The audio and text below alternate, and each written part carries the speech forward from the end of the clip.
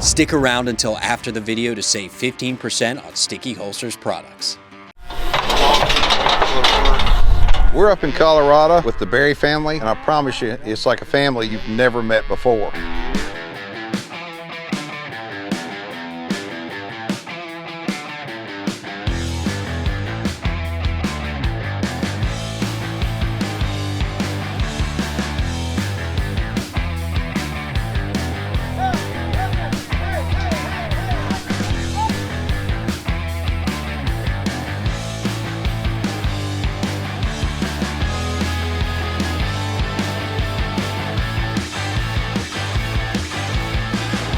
This week we're in Colorado, and we're actually south of a little town called Salida. We're out in some really dry country. The reason why is because I'm fixing to meet a hero, at least a hero to me. Hopefully by the end of the show will be a hero to you too. His name is Jerry Berry.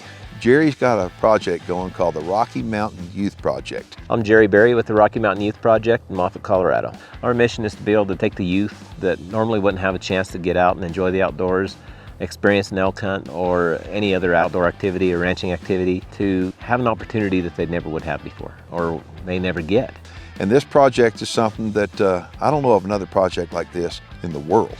This is a project that uses hunting and the outdoors to help change our future. We also take disabled veterans or anyone that normally would not be able to enjoy the activities that we can offer for special hunts or just a chance to get out on the ranch and be around the cows and whatever they would like. So if you're sitting here wondering, hey, you're not a kid. Yeah, I am. I'm just an old kid. How did you get a chance to hunt with Jerry Berry?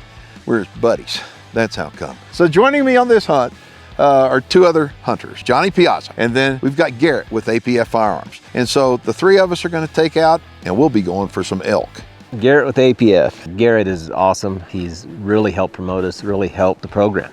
I'm Garrett Streitz, the president of APF out of Alexandria, Minnesota. APF is a modern sporting rifle manufacturer, so we currently do 32 calibers across the MSR platforms. My mission at APF is so people don't just think it's a modern sporting rifle as a tactical gun, but to also take that gun out and hunt big game with it. So we've had Garrett with us before on the show. Matter of fact, Maddie and Garrett wound up doing a hog show. While we were down doing that, Garrett says, hey, what about elk hunting? And Garrett knew Jerry and Johnny knew Jerry.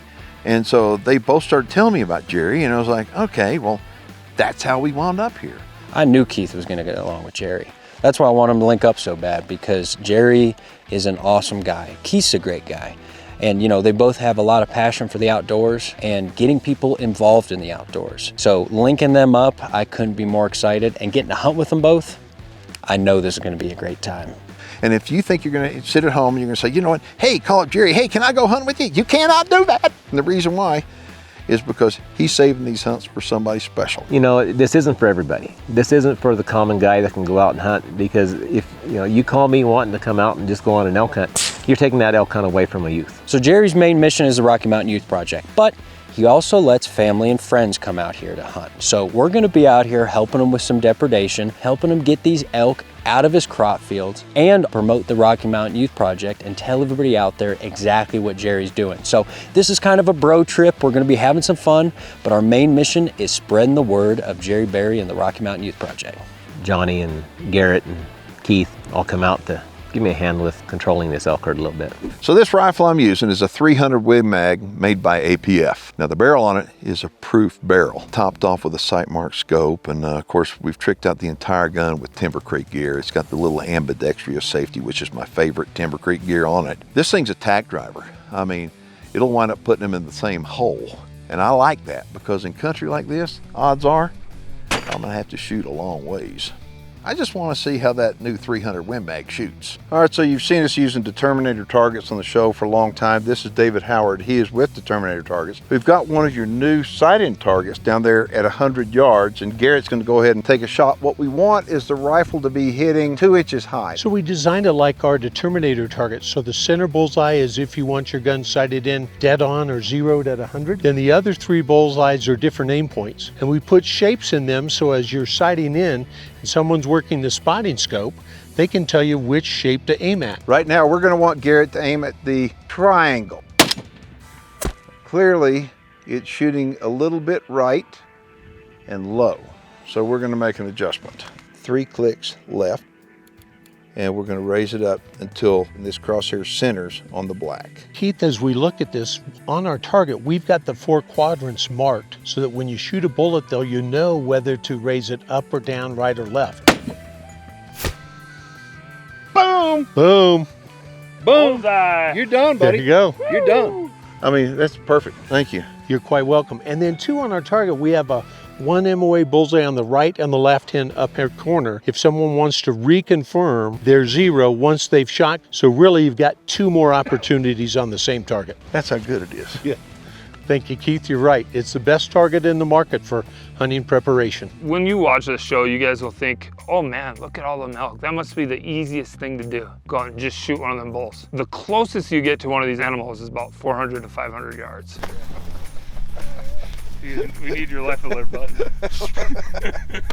No, so what we're doing, we're just scouting. These elk are down here in this valley, and they're just hitting property after property after property, eating this guy's stuff and that guy's stuff, and they're eating this guy's stuff. The distances can be so deceiving out here. That's the thing that's getting me. I'm sitting here looking for an elk, you know, and they look like a coyote. Yeah. I mean, they look so tiny. It's kind of neat. Just a little bit ago, that bull was chasing off the satellite bulls and circling his cows, doing the best he can to hold them together before the bulls take him tonight. This is just such flat country. In order to be able to see a long distance, we're up on this big haystack now, but earlier we wound up saw a really good herd of elk. But now we're sitting here looking at some out here that are, I don't know, how far are they out of there? What do you think? These here, Yeah. half a mile. Well, we do have a good time. Is this a bad time to tell you guys I have a hay allergy? Jerry's got us over here. We're going to try to let the wind out of a couple of 3 of them and see what happens. We got to just get close enough. We'll catch them tomorrow morning coming out of the hay fields and try to ambush them. All right, well, we've got a group of elk out here in front of us. There's a bunch of calves in there, but there's one lone bull. He's got some twine up on his antlers. That is so cool. Now, these are resident elk, Jerry says. They're elk that were born, and I mean, they live down here year round. They don't go up in the mountains. And the cool thing about hunting here is that, I mean, you're going to see a lot of elk, clearly, but the cool thing is that these elk, the more snow that gets up on the mountains, of course, there's no snow on there now, the more snow that gets up there is going to drive more elk down here. So they basically got the valley elk and the mountain elk. And sometimes this time of year, he says that the mountain elk come down here. He says there's a marked difference between a mountain elk and a valley elk. So I like these different kind of animals. I mean, when you hear a 6-point bull, 6 by 6, I mean, most 6-point bulls kind of look alike. It's amazing how that big of an animal can just disappear out here. Because you know he's here. He was coming right up that fence. Yeah, he's coming to see that tree right down there. That's where we were at. First off, we saw a group of elk with one little 5-point in it. Then we saw a lone bull all by himself. And he was going up a fence line, and we thought we'd try to get ahead of him. There's not many freaky bulls that look alike, and so this bull is kind of freaky. I mean, he's a great big 2x2. He's got a nice frame. He's just, when he looks at you, you think, whoa! And all of a sudden he turns sideways, you go, whoa.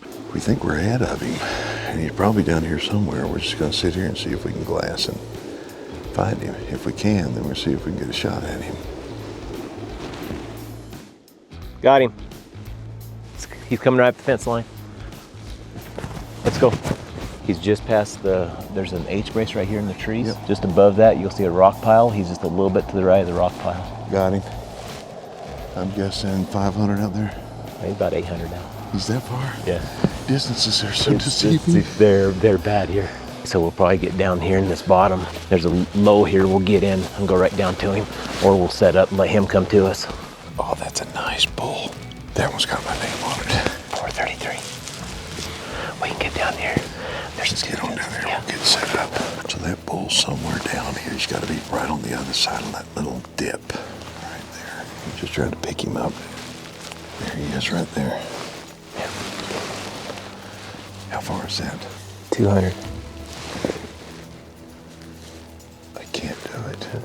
We'll brush see his is vitals. We have an opportunity. He comes in there and he's standing there looking at us. I'm thinking, come on, man, just turn sideways. Either find a low spot in the brush where I can smoke you, or stand up a little bit higher where I can smoke you. But this bull is standing over there where the vitals are covered, and I'm not going to take this shot. Okay, there he goes. If he stops, I'm going to smoke him. All right, keep watching. Got him. I don't think he's going to stop. How far is he now? 210, 220, moving out.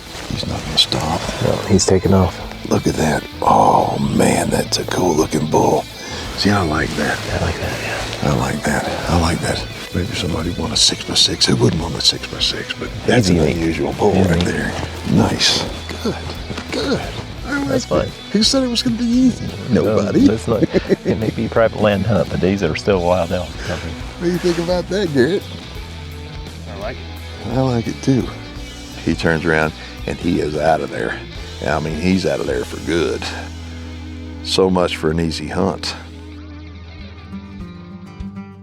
So one of the coolest things about my job is being able to go to some really beautiful places. If I see old buildings, like old homesteads where people used to live, I gotta stop and look at them. Gotta. Listen up, young kids. The older you get, the more important history's gonna be. I promise you. Especially if you love the West and all you love roughing it and kind of getting off the grid. Yeah, you see the way people roughed it and got off the grid here. This is pretty cool. And look at this view. It couldn't be prettier.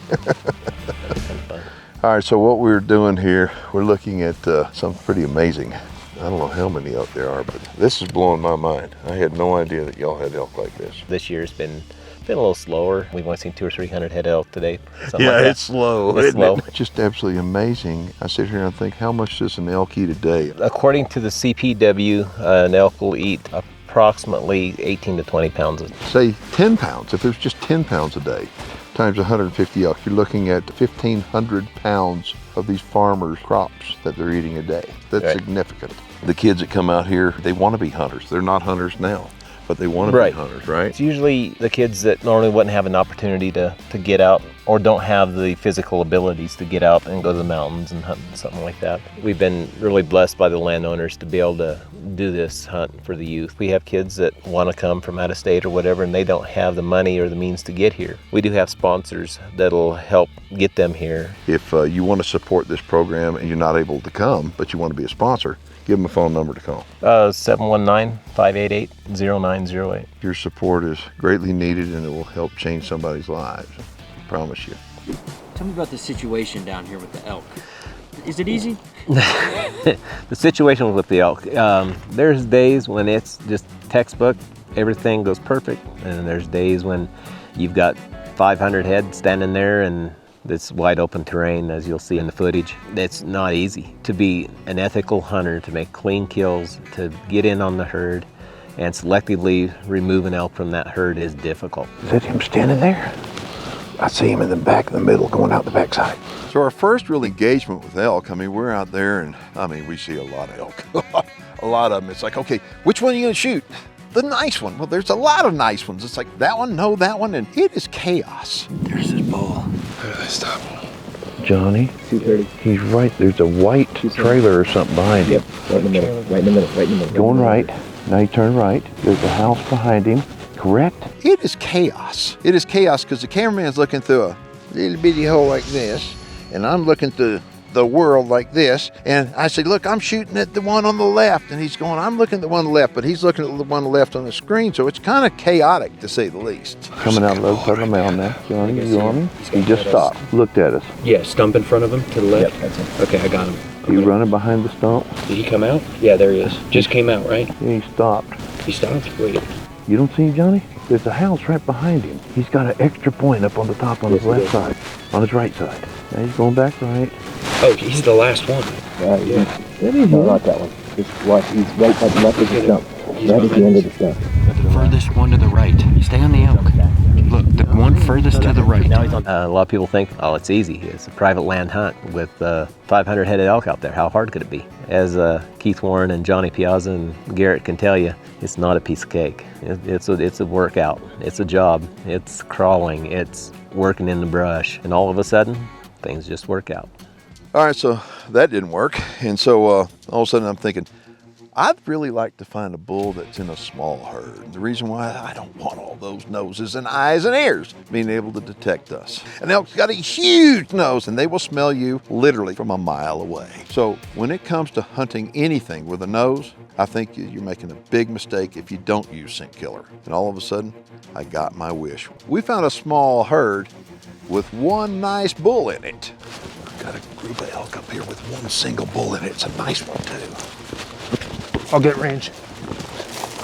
Sit back. How far is it? 417. Bull's on the left. Okay. All right, here goes, guys.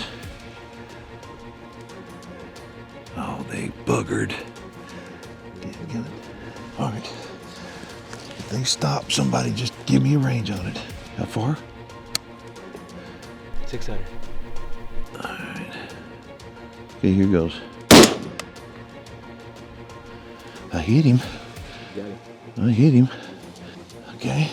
That gone. He's slowing down. 675. 675. All right, here goes.